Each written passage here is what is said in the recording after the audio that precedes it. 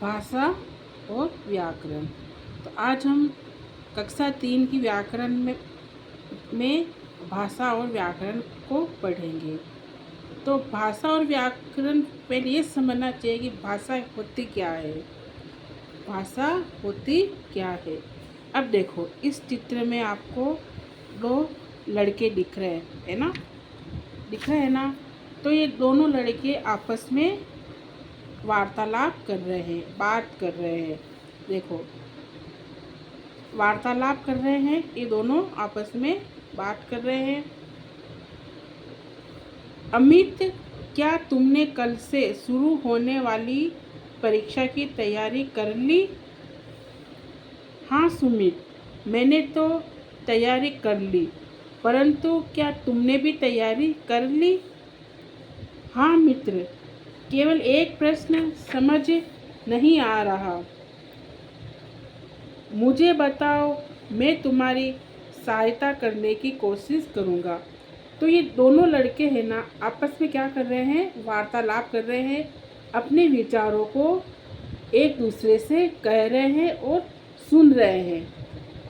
तो ये इसको क्या बोलेंगे, हम भाषा बोलेंगे। ये अपने विचारों को किसके माध्यम से कह रहे हैं, बोल कर कह रहे हैं। बोली को हम क्या कहते हैं, भाषा। तो अपने विचारों को एक दूसरे के साथ पहुंचाना ही क्या कहलाता है, भाषा।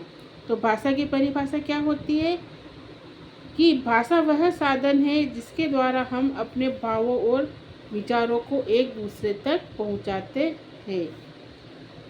मतलब अपने जो विचार होते हैं, अपने जो भाव होते हैं, वो हम किसके माध्यम से कहते हैं, बोल कर कहते हैं, कह कर कहते हैं, है ना।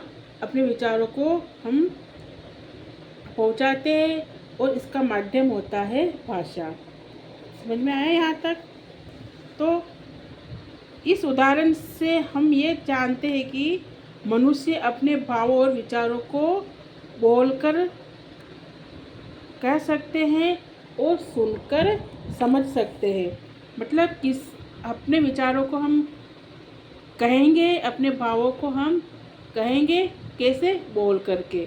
और दूसरे के भावों को और विचारों को हम कैसे समझेंगे, सुन करके हम दूसरों के भावों और विचारों को समझते हैं। तो इसको हम बोलते हैं भाषा। ठीक है ना।